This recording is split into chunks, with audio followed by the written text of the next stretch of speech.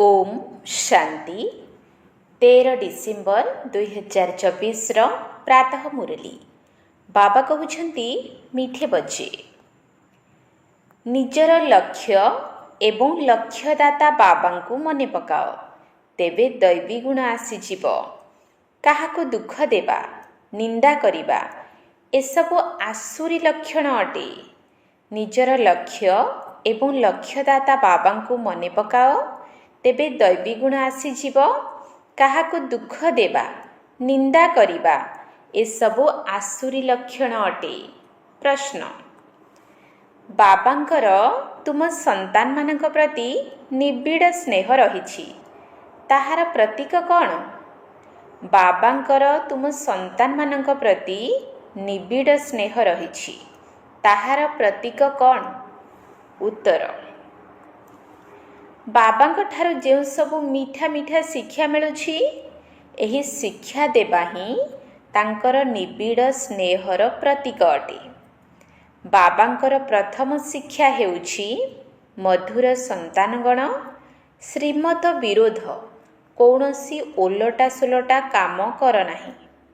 Number 2 तुमे माने विद्यार्थी अट तेणु केबे भी आईन को हाथ को नियो नाही अर्थात काहाकू दंड दियो नाही।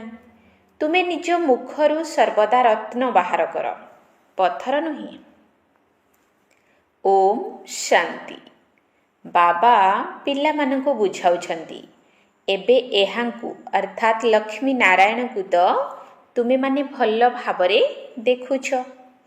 एहा तुमर लक्ष्य एवं उद्देश्य अर्थात तुमे एही कुलर थिल। तेबे केते राति दिनर फरक रहिछि तेणु घड़ी घड़ी एमानकु देखिबाकु हेबो। आमकु एही परी हेबाकु पड़िबो। एमानकर महिमा को तो भल भाबरे जानिछ। एमानकर चित्र पकेट रे रखिले ही खुशी रहिबो।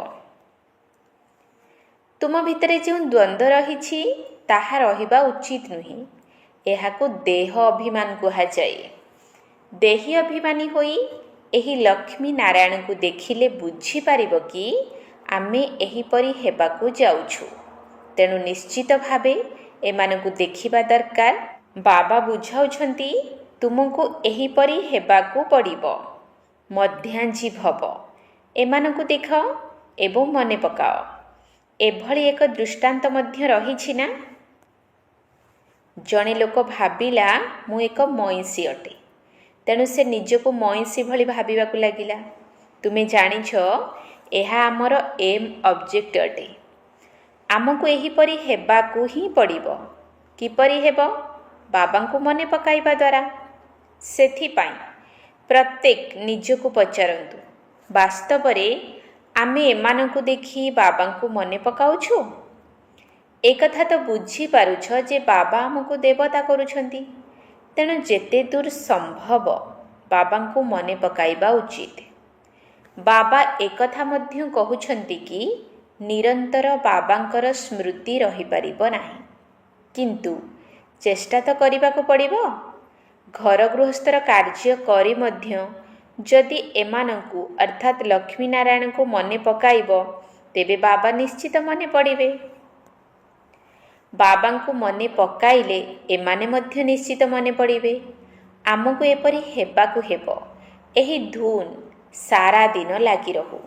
तेबे जणे अन्य जनकर ग्लानि केबे हेले कर नाही। इए एमिति सीए सेमिति जिए एपरी कथारे लागी रहंती सेमाने केबे हेले उच्च पद पाई परिबे नाही। सेमाने सही परी ही रही जिबे। तुमको केते सहज करी बुझा जाउछि। एमानकु मने पकाओ बाबांकु मने पकाओ तेबे तुमे एही परी होइछिबो। एठारे तो तुमे सम्मुखरे बसिछ। समस्तंक घरे एही लक्ष्मी नारायणकर चित्र निश्चित रहिबा दरकार। एही चित्र केते एक्यूरेट अटे। एमानकु मने पकाइले बाबा मध्य मने पड़िबे।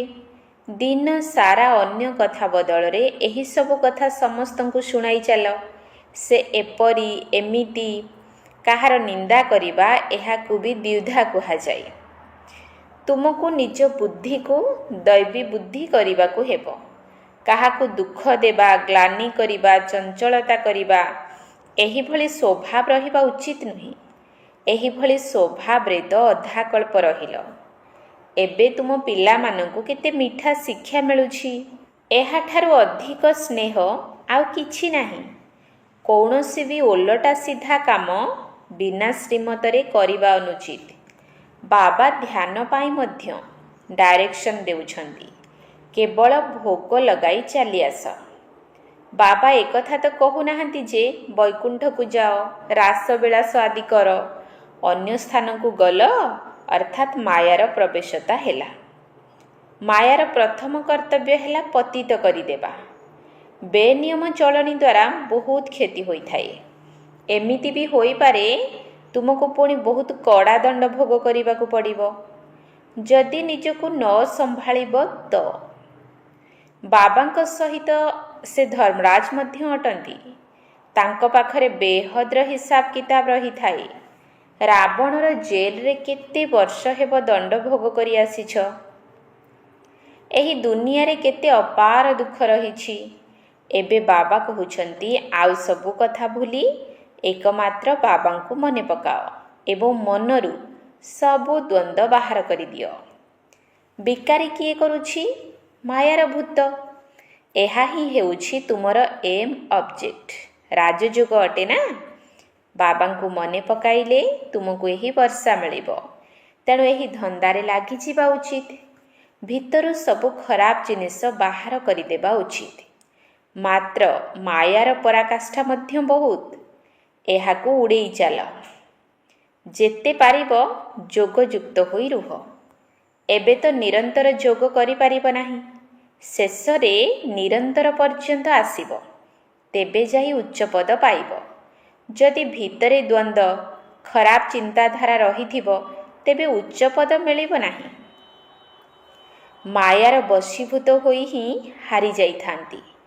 ବାବା ବୁଝାଉଛନ୍ତି, ପିଲେ ଖରାପ କାମ କରି ହାରିଯାଅ ନାହିଁ।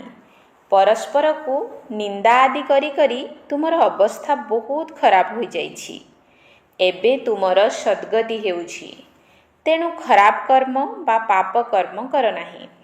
ବାବା ଦେଖୁଛନ୍ତି ମାୟା ତଣ୍ଟି ପର୍ଯ୍ୟନ୍ତ ଗିଳି ପକାଇଛି। ତୁମେମାନେ ଜାଣି ମଧ୍ୟ ପାରୁନାହଁ। ନିଜେ ଭାବୁଛନ୍ତି ଆମେ ବହୁତ ଭଲରେ ଚାଲିଛୁ, କିନ୍ତୁ ତାହା ସତ୍ୟ ନୁହେଁ। ବାବା ବୁଝାଉଛନ୍ତି ମନ, ବଚନ ଓ କର୍ମରେ ମୁଖରୁ କେବଳ ରତ୍ନ ହିଁ ବାହାରିବା ଉଚିତ। ଖରାପ କଥା କହିବା ପଥର ସମାନ ଅଟେ। ଏବେ ତୁମେ ପଥରରୁ ପାରସ ହେଉଛ। ତେଣୁ ମୁଖରୁ କେବେ ପଥର ବାହାରିବା ଉଚିତ ନୁହେଁ। ବାବାଙ୍କୁ ତ ବୁଝାଇବାକୁ ପଡ଼ୁଛି। ପିଲାମାନଙ୍କୁ ବୁଝାଇବାର ଅଧିକାର ବାବାଙ୍କର ଅଛି। ଏପରି ନୁହେଁ ଯେ ଭାଇ ଭାଇଙ୍କୁ ସାବଧାନ କରିବ। ଟିଚରଙ୍କର କାମ ହେଉଛି ଶିକ୍ଷା ଦେବା। ସେ କିଛି ବି କହିପାରିବେ। ତୁମେ କେବେ ବି ନିୟମକୁ ହାତକୁ ନେବା ଉଚିତ ନୁହେଁ। ତୁମେ ସବୁ ବିଦ୍ୟାର୍ଥୀ ଅଟ ନା। ବାବା ହିଁ ତୁମମାନଙ୍କୁ ବୁଝାଇ ପାରିବେ। ପିଲାମାନଙ୍କୁ ତ ବାବା ଆଦେଶ ଦେଉଛନ୍ତି। ଏକମାତ୍ର ବାବାଙ୍କୁ ହିଁ ମନେ ପକାଅ। ତୁମର ଭାଗ୍ୟ ଏବେ ଖୋଲିଛି। ଯଦି ଶ୍ରୀମତରେ ନ ଚାଲିବ ତେବେ ତୁମର ଭାଗ୍ୟ ବିଗିଡ଼ିଯିବ। ପୁଣି ବହୁତ ପଶ୍ଚାତାପ କରିବାକୁ ପଡ଼ିବ। ବାବାଙ୍କ ଶ୍ରୀମତରେ ନ ଚାଲିଲେ ପ୍ରଥମତଃ ଦଣ୍ଡ ଖାଇବାକୁ ପଡ଼ିବ। ଦ୍ୱିତୀୟରେ ପଦ ମଧ୍ୟ ଭ୍ରଷ୍ଟ ହୋଇଯିବ। ଏହା ଜନ୍ମ ଜନ୍ମାନ୍ତର ଓ କଳ୍ପ କଳ୍ପାନ୍ତରର ଖେଳ ଅଟେ। ବାବା ଆସି ତୁମମାନଙ୍କୁ ପାଠ ପଢ଼ାଉଛନ୍ତି। ତେଣୁ ଏକଥା ବୁଦ୍ଧିରେ ରହିବା ଦରକାର। ବାବା ଆମର ଟିଚର, ଯାହାଙ୍କଠାରୁ ଏହି ନୂଆ ଜ୍ଞାନ ମିଳୁଛି। ନିଜକୁ ଆତ୍ମା ନିଶ୍ଚୟ କର। ଆତ୍ମା ଓ ପରମାତ୍ମାଙ୍କର ମେଳା କୁହାଯାଏ ନା। ପ୍ରତି 5000 ବର୍ଷ ପରେ ଏହି ମେଳା ହୁଏ। ଏହାଙ୍କଠାରୁ ଏବେ ଯେତେ ବର୍ଷା ନେଇପାରିବ ନେଇଯାଅ। ନହେଲେ ବହୁତ ବହୁତ ପଶ୍ଚାତାପ କରିବାକୁ ପଡ଼ିବ, କାନ୍ଦିବାକୁ ପଡ଼ିବ। ଶେଷରେ ସବୁର ସାକ୍ଷାତକାର ହୋଇଯିବ। ସ୍କୁଲମାନଙ୍କରେ ପିଲାମାନଙ୍କର ଟ୍ରାନ୍ସଫର ହେଲେ ପଛରେ ବସିଥିବା ପିଲାମାନଙ୍କୁ ସମସ୍ତେ ଦେଖିଥାନ୍ତି। ଏଠାରେ ମଧ୍ୟ ବଦଳି ହୁଏ। ତୁମେ ଜାଣିଛ ଏଠାରେ ଶରୀର ତ୍ୟାଗ କରି ପୁଣି ଯାଇ ସତ୍ୟଯୁଗରେ ପ୍ରିନ୍ସ କଲେଜର ଭାଷା ଶିଖିବୁ। ସେଠାକାର ଭାଷା ତ ସମସ୍ତଙ୍କୁ ପଢ଼ିବାକୁ ପଡ଼ିଥାଏ, କାରଣ ତାହା ହେଲା ମାତୃଭାଷା। ବହୁତଙ୍କଠାରେ ପୁରା ଜ୍ଞାନ ନାହିଁ, ତେଣୁ ରେଗୁଲାର ପଢ଼ୁନାହାନ୍ତି। ଥରେ ଦୁଇଥର ମିସ୍ କଲେ ପୁଣି ମିସ୍ କରିବାର ଅଭ୍ୟାସ ପଡ଼ିଯାଏ। ମାୟାର ଚେଲାମାନଙ୍କ ସହିତ ସାଙ୍ଗ ହେଉଛନ୍ତି। ଶିବ ବାବାଙ୍କ ଶିଷ୍ୟ ଅଳ୍ପ ଅଛନ୍ତି, ବାକି ସବୁ ମାୟାର ଚେଲା। ତୁମେ ଶିବ ବାବାଙ୍କର ଶିଷ୍ୟ ହୋଇଛ, ତେଣୁ ମାୟା ସହନ କରିପାରୁନାହିଁ। ସେଥିପାଇଁ ତୁମକୁ ବହୁତ ସାବଧାନତା ପୂର୍ବକ ଚଳିବାକୁ ହେବ। ବିକାରୀ ମନୁଷ୍ୟଙ୍କ ଠାରୁ ଦୂରେଇ ରହିବାକୁ ହେବ। ହଂସ ଏବଂ ବଗୁଲା ଅଛନ୍ତି ନା, ବାବା ରାତ୍ରି କ୍ଲାସରେ ମଧ୍ୟ ଶିକ୍ଷା ଦେଇଥାନ୍ତି। ସାରା ଦିନ କାହାର ନା କାହାର ନିନ୍ଦା କରିବା, ପରଚିନ୍ତନ କରିବା, ଏହାକୁ କୌଣସି ଦୈବୀ ଗୁଣ କୁହାଯାଏ ନାହିଁ। ଦେବତାମାନେ ଏପରି କର୍ମ କରନ୍ତି ନାହିଁ। ବାବା କହୁଛନ୍ତି ବାବା ଏବଂ ବର୍ଷାକୁ ମନେ ପକାଅ, ତଥାପି ବି ନିନ୍ଦା କରି ଚାଲିଛନ୍ତି। ନିନ୍ଦା ତ ଜନ୍ମ ଜନ୍ମାନ୍ତର କରି ଆସିଛ, ଭିତରେ ବହୁତ ସଂଶୟ ରହିଛି। ଏହା ମଧ୍ୟ ନିଜ ମନ ଭିତରର ଯୁଦ୍ଧ। ତୁଚ୍ଛାଟାରେ ନିଜର ହତ୍ୟା କରୁଛନ୍ତି। ଏଭଳି କରିବା ଦ୍ୱାରା ଅନେକଙ୍କର କ୍ଷତି ହୋଇଥାଏ। ଅମୁକ ଏପରି, ଏଥିରେ ତୁମର କ'ଣ ଯାଉଛି? ସମସ୍ତଙ୍କର ସହାୟକ କେବଳ ବାବା ଅଟନ୍ତି। ଏବେ ତ ତୁମକୁ ଶ୍ରୀମତରେ ଚାଲିବାକୁ ହେବ। ମନୁଷ୍ୟ ମତ ତ ବଡ଼ ବିକାରୀ କରିଦେଇଛି। ଜଣେ ଅନ୍ୟ ଜଣଙ୍କର ଗ୍ଲାନି କରି ଚାଲିଛନ୍ତି। ଗ୍ଲାନି କରିବା, ଏହା ହେଉଛି ମାୟାର ଭୂତ। ଏହା ତ ହେଉଛି ପତିତ ଦୁନିଆ। ତୁମେ ବୁଝୁଛ ଯେ ଆମେ ଏବେ ପତିତରୁ ପବିତ୍ର ହେଉଛୁ, ତେବେ ଏସବୁ ବହୁତ ବଡ଼ ଦୁର୍ଗୁଣ ଅଟେ। ବାବା ବୁଝାଉଛନ୍ତି, ଆଜିଠାରୁ ନିଜର କାନ ଧରିବା ଦରକାର। କେବେ ହେଲେ ଆଉ ଏପରି କାର୍ଯ୍ୟ କରିବି ନାହିଁ। କିଛି ବି ଯଦି ଦେଖୁଛ, ତେବେ ବାବାଙ୍କୁ ଜଣାଇବା ଦରକାର। ତୁମର କ'ଣ ଯାଉଛି? ତୁମେ ଜଣେ ଅନ୍ୟ ଜଣଙ୍କର ନିନ୍ଦା କାହିଁକି କରୁଛ? ବାବା ତ ସବୁ କିଛି ଶୁଣାଇଛନ୍ତି ନା। ବାବା ତ କାନ ଏବଂ ଆଖିର ଲୋନ୍ ନେଇଛନ୍ତି ନା। ତେଣୁ ବାବା ଦେଖୁଛନ୍ତି, ତ ଏହି ଦାଦା ମଧ୍ୟ ଦେଖୁଛନ୍ତି। ଚଳଣି, ବାତାବରଣ ତ କାହା କାହାର ବିଲକୁଲ ହିଁ ନିୟମ ବିରୁଦ୍ଧ ହୋଇଥାଏ।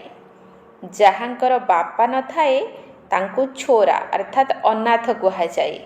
ସେମାନେ ନିଜର ପିତାଙ୍କୁ ବି ଜାଣିନଥାନ୍ତି, ମନେ ମଧ୍ୟ ପକାଇ ନଥାନ୍ତି। ତେଣୁ ସୁଧୁରିବା ପରିବର୍ତ୍ତେ ଆହୁରି ବିଗିଡ଼ି ଯାଇଥାନ୍ତି। ସେଥିପାଇଁ ନିଜର ପଦ ହିଁ ହରାଇ ଦେଇଥାନ୍ତି। ଶ୍ରୀମତରେ ଚାଲୁନାହାନ୍ତି, ତେଣୁ ସେମାନେ ଅନାଥ ଅଟନ୍ତି। ମା ବାପାଙ୍କର ଶ୍ରୀମତରେ ଚାଲୁନାହାନ୍ତି।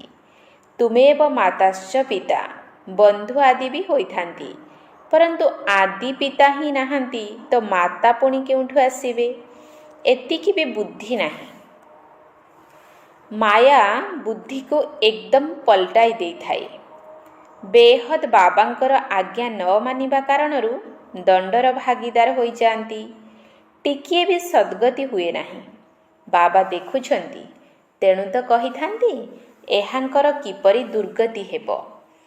ଇଏ ତ ଟାଙ୍ଗର ଅରଖ ଫୁଲ ସଦୃଶ ଅଟନ୍ତି, ଯାହାକୁ କେହି ବି ପସନ୍ଦ କରନ୍ତି ନାହିଁ।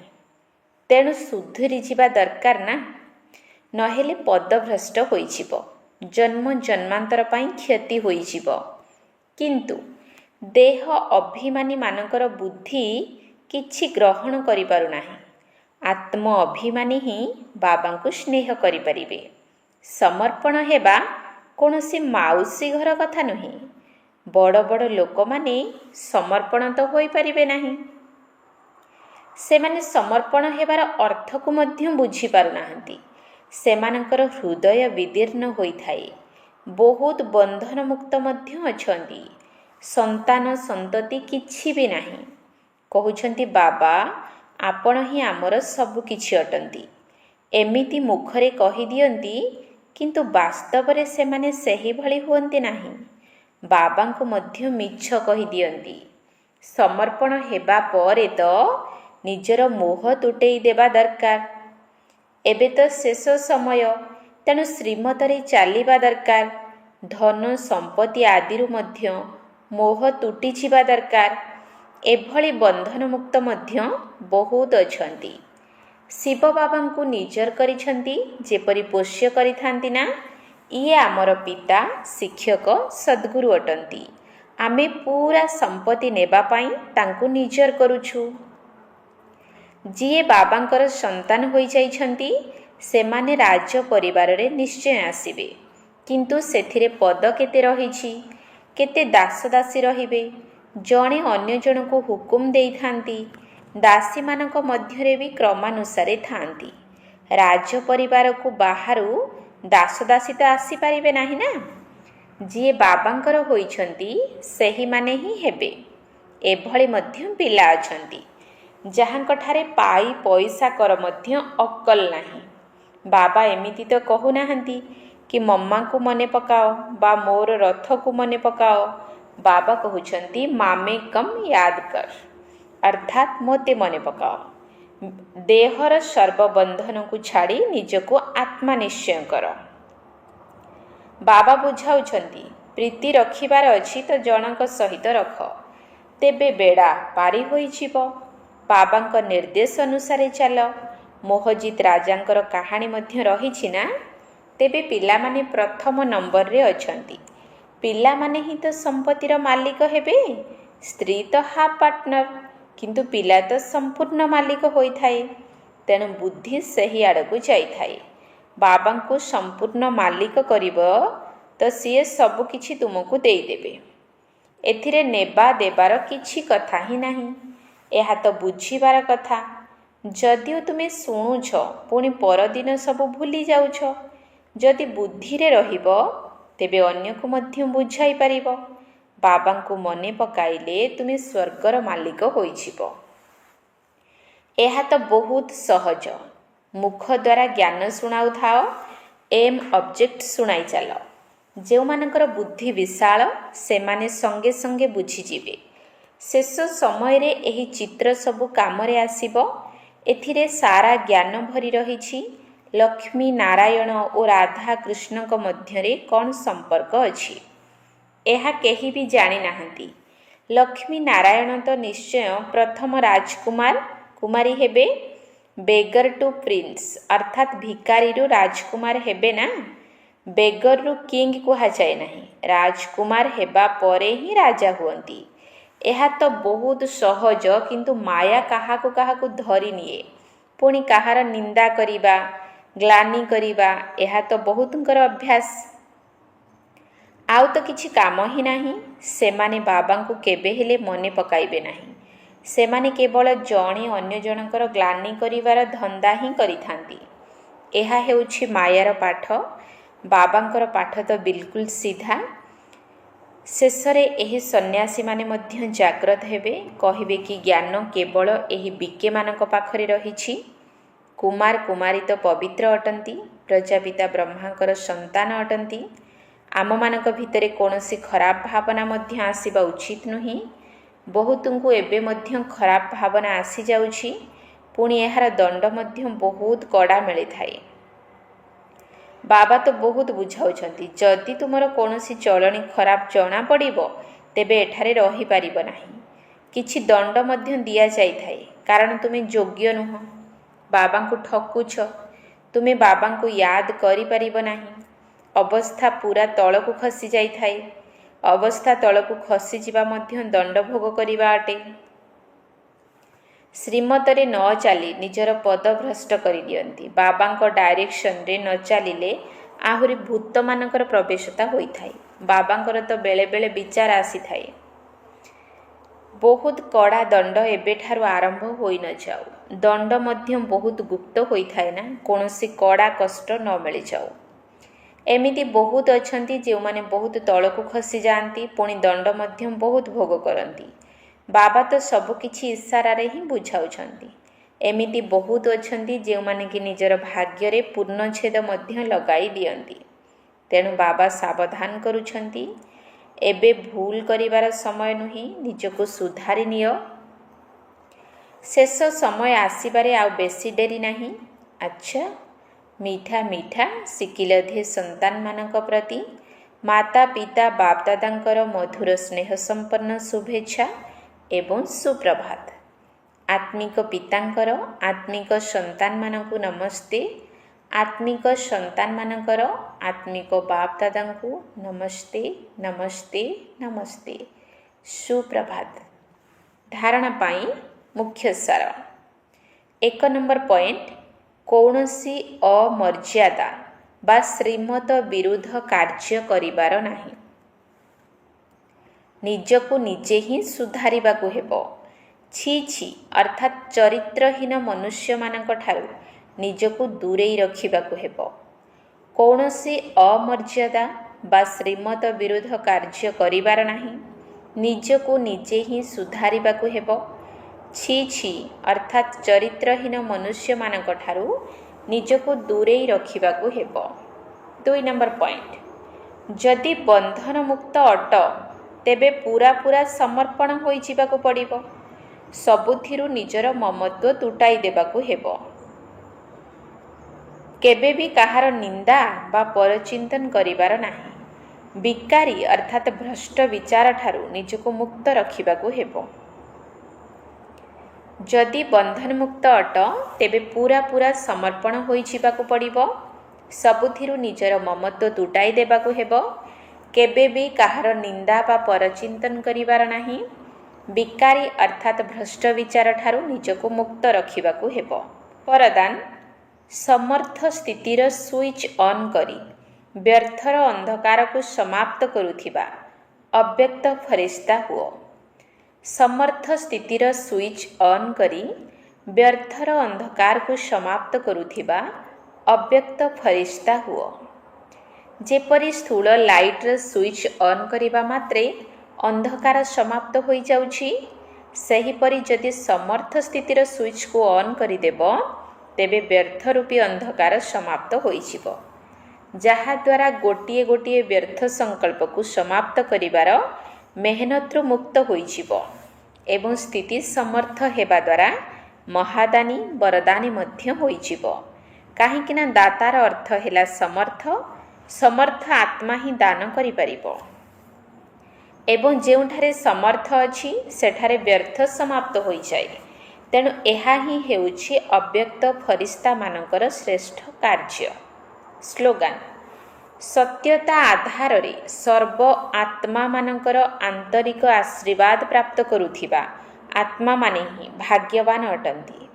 सत्यता आधार रे सर्व आत्मा मानकर आंतरिक आशीर्वाद प्राप्त करुथिबा आत्मा माने ही भाग्यवान अटंती। ओम शांति।